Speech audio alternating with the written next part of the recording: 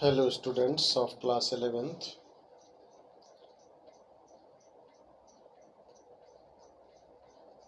Note making के लिए जो मैंने पैसेज आपको भेजा है वो आपको थोड़ा कठिन लग रहा होगा, क्योंकि नोट मेकिंग में जो पैसेज दिया जाता है या दिया जाएगा वो ये मान के चलिए कि आपको पढ़ा हुआ नहीं मिलेगा। वो कहीं से, किसी मैगज़ीन से या किसी न्यूज़पेपर से या कहीं से भी कलेक्ट करके आपको दे सकता है, इसलिए आपको थोड़ा सा कठिन लग सकता है, लेकिन घबराने की ज़रूरत नहीं है। नोट मेकिंग में दो चार बातें खास होती हैं, उनको ध्यान में रखना आवश्यक होता है, तो उन्हें मैं एक बार फिर से आपको बता रहा हूँ। देखिए, जिस दिए गए पैसेज के नोट्स बनाने हो, मैंने नोट मेकिंग करनी हो, तो पहले तो उस पैसेज को आप ठीक से पढ़िए और पढ़ते समय समझने का प्रयास करिए, और जितना जो कुछ समझ पाएँ उतना ही सफिशिएंट होगा, उसमें कोई घबराने की बात नहीं है। पैसेज पढ़ने के बाद जब हम पैसेज को पढ़ लेंगे तो हमें ये आइडिया हो जाएगा कि ये पैसेज किस चीज़ के बारे में है। जिस चीज़ के बारे में वो पैसेज है, माने जिस चीज़ के बारे में वर्णन किया गया है उस पैसेज में, वही उसका टाइटल हो जाएगा। तो सबसे पहले हम उसका टाइटल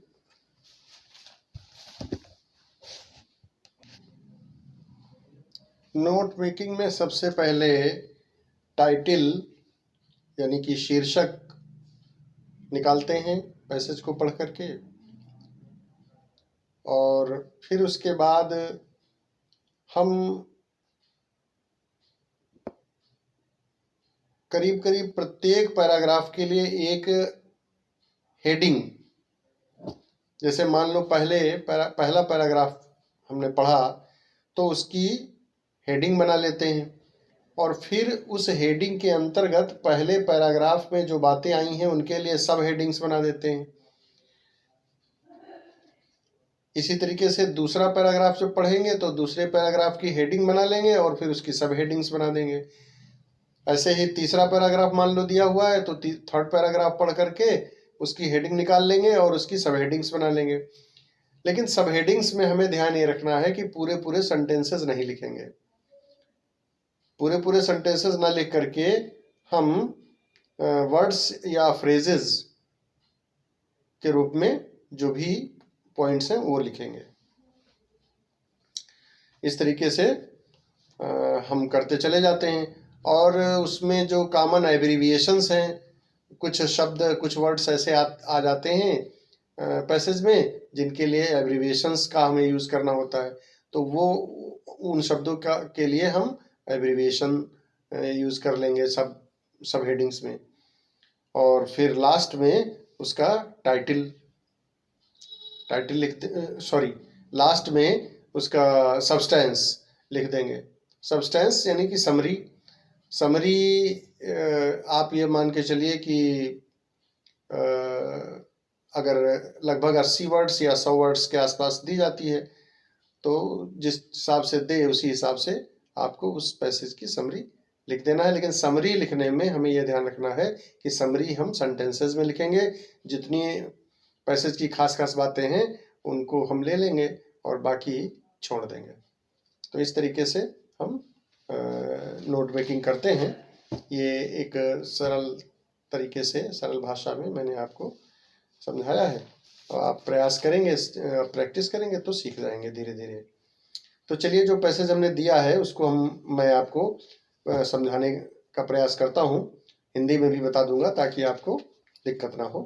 मैं पढ़ रहा हूँ इंग्लिश में और उसकी हिंदी ट्रांसलेट करके बताऊंगा आपको, आप ध्यान से सुनिए।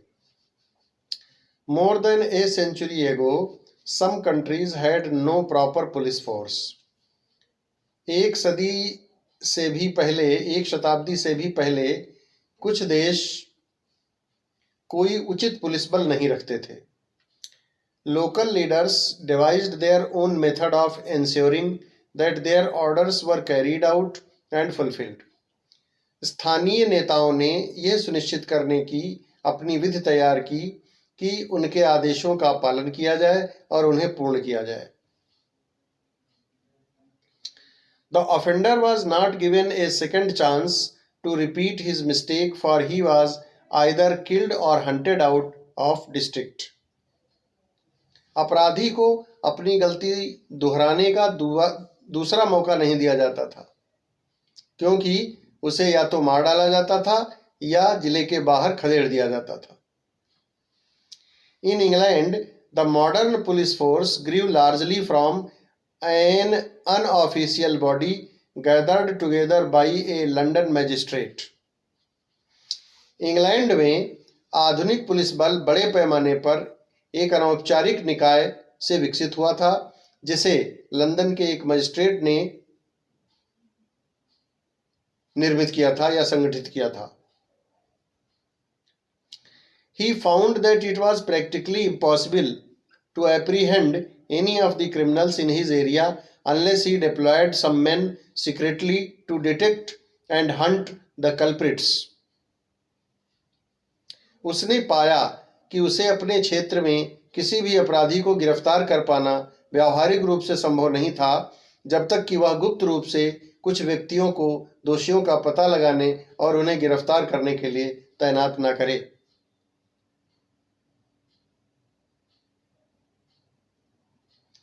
These unofficial constables had to patrol one large district.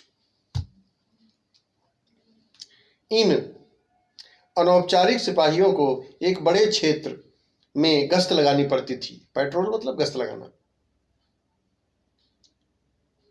They looked upon their position largely as an honorary one and had very little power. वे अपनी पोजीशन विशेष रूप से मानदेय के रूप में देखते थे, अर्थात बहुत कम वेतन पर अधिक काम करने वाले के रूप में देखते थे।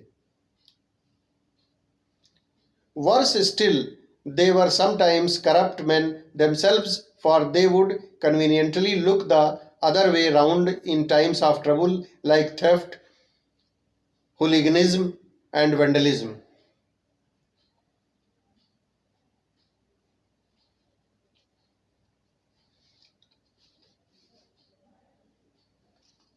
इससे भी बदतर वे कभी कभी खुद भ्रष्ट पुरुष होते थे, क्योंकि वे मुसीबत के समय में दूसरी राह को देखते थे।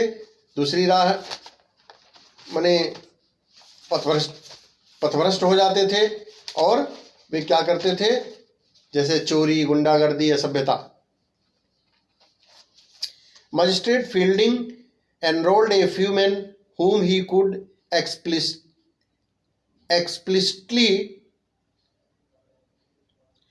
trust and employed them to catch the thieves and other undesirable persons.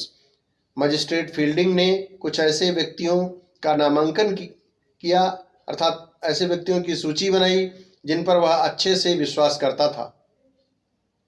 Magistrate Fielding enrolled a few men whom he could explicitly trust and employed them to catch the thieves and other undesirable persons.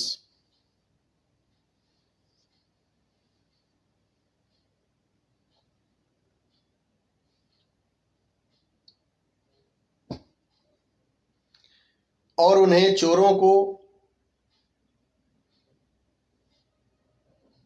और अन्य अवांछित व्यक्तियों को पकड़ने के लिए तैनात किया। And employed them to catch the thieves and other undesirable persons. Their remuneration was poor, their work was dangerous and they were unpopular. उनका वेतन कम था, किंतु उनका कार्य खतरनाक था और वे लोकप्रिय नहीं थे। The majority of the people resented what they thought was a threat to their liberties, intrusion on their privacies, and above all, spying on them.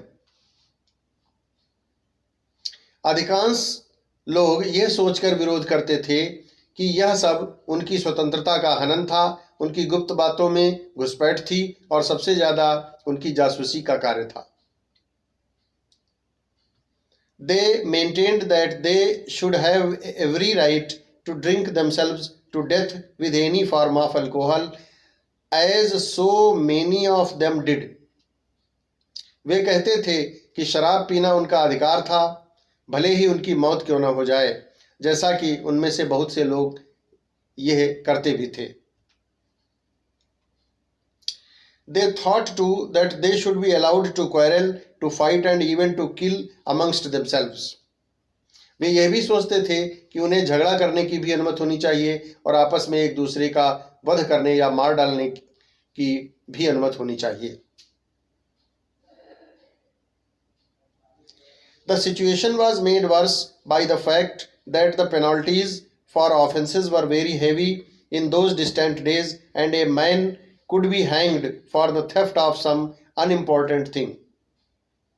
स्थिति इस बात से और ज्यादा बिगड़ गई कि किए गए अपराधों की सजा उन दिनों में बहुत अधिक कर दी गई और एक छोटी सी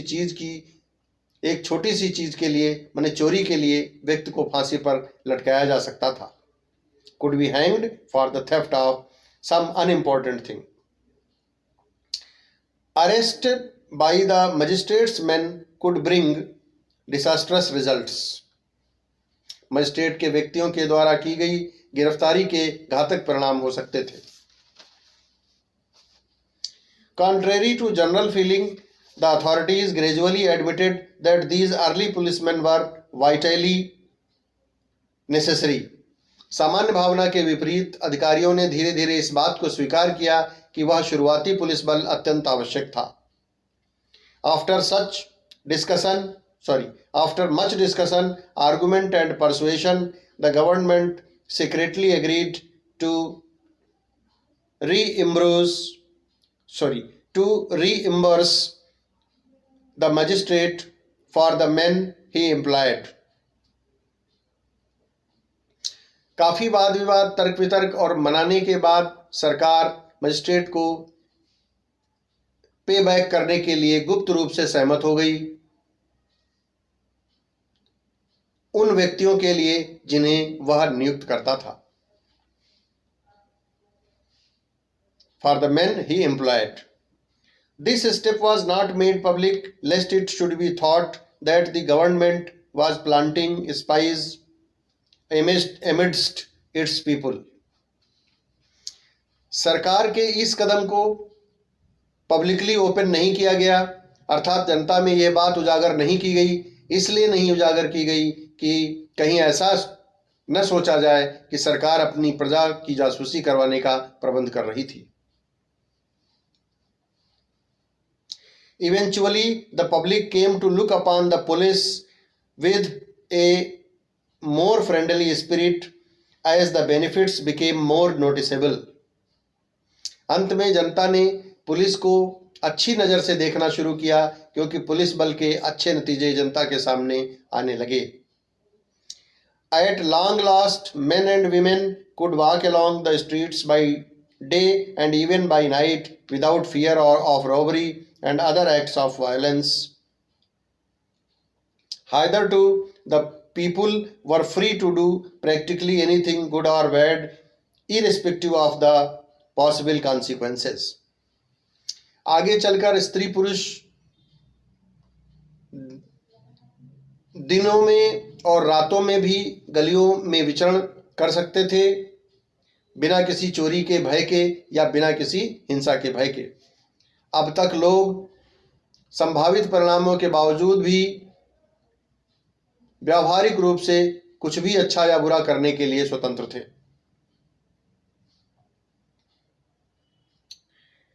As the police force was built up, the people gave up their freedom to commit evil deeds so that they might have a greater freedom to do good, so as to enable one and all to enjoy life peacefully and harmoniously. जब police बल का निर्माण हो गया तो लोगों ने बुरे कार्यों को करने की अपनी स्वतंत्रता त्याग दी, जिससे कि सभी लोग शांतिपूर्वक और व्यवस्थित तरीके से जीवन का आनंद लेने में समर्थ हो सकें। तो मैंने इस पैसेज को पढ़ करके आपको हिंदी में ट्रांसलेट करके आपको बताया। इससे आपके मन में और अच्छे से इस पैसेज के बारे में आइडिया आपके विचार में, आपके मस्तिष्क में बन गया होगा। और अब जो है उसी मेथड से हम इसकी नोट मेकिंग करेंगे या नोट्स बनाएंगे जो बताया है।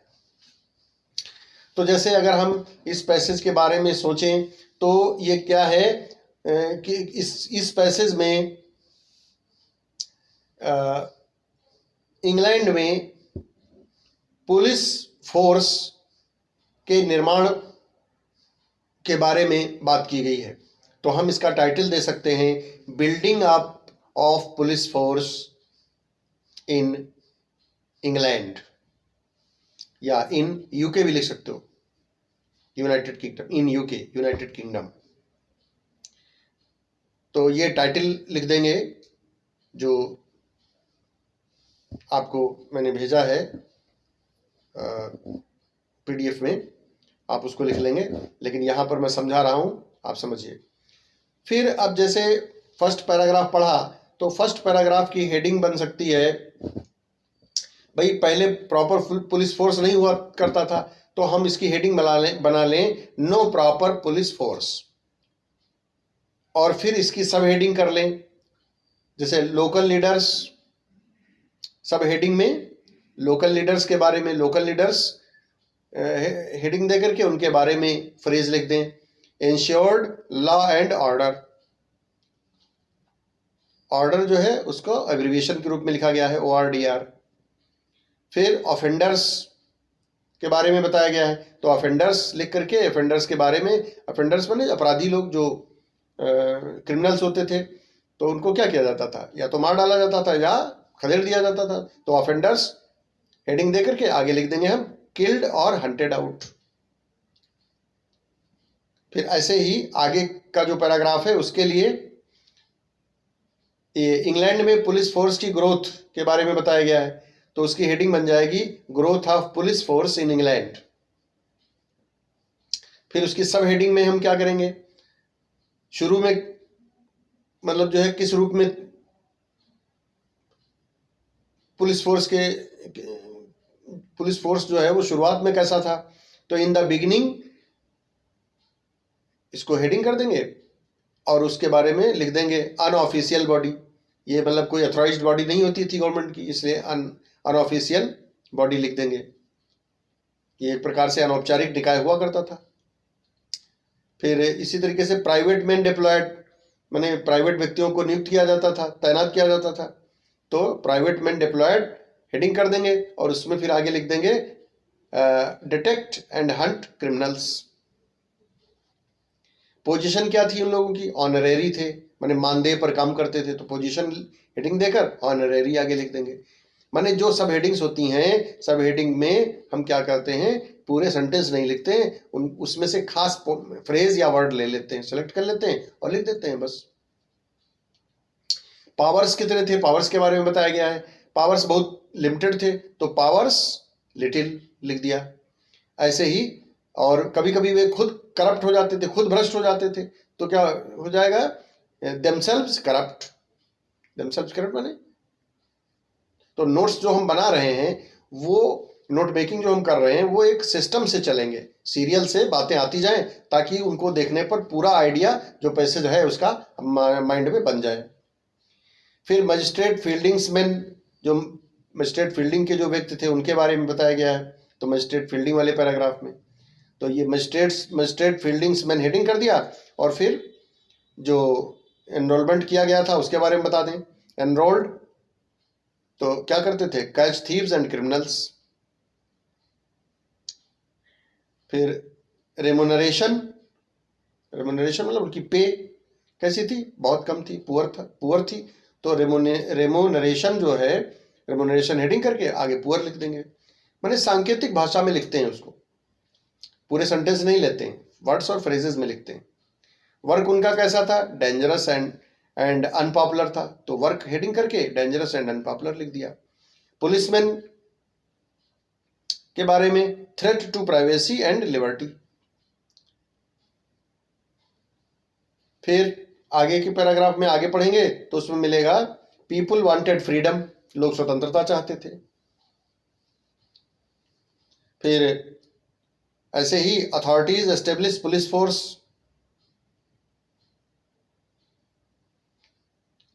ये हेडिंग हो जाएगी। तो हेडिंग में हम सब हेडिंग उसी प्रकार से उसमें से वर्ड सेलेक्ट करके उसको हेडिंग कर देंगे और फिर उसके बारे में फ्रेज के रूप में लिख देंगे।